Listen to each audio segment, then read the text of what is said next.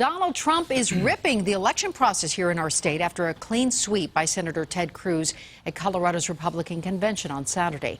Trump and his supporters are responding, some of them saying they are now leaving the party altogether. Denver 7's Mark Boyle is in our newsroom, and Mark, Trump supporters' process was rigged.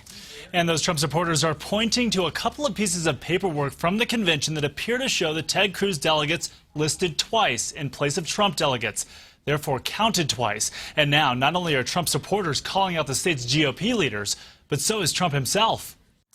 I chose to go to the state as an unpledged delegate. In his first time serving as a GOP party delegate in Colorado, Kevin Jones wanted to be a part of the state's political process as a Trump supporter. I'm leaving because I don't think that voters here in the state of Colorado have had a voice in this election. But now Jones and many others are leaving the party after a GOP convention this weekend that they say was set up for Cruz to win. It was clear from the time I arrived that the Cruz campaign was very organized. They had already determined the approved slate. Trump volunteers admit their candidate does better in primary states versus caucus states, such as Colorado.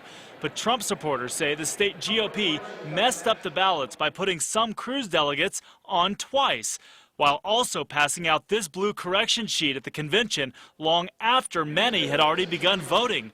Last night, Donald Trump reacted to the Colorado loss on Twitter, blaming the state's GOP.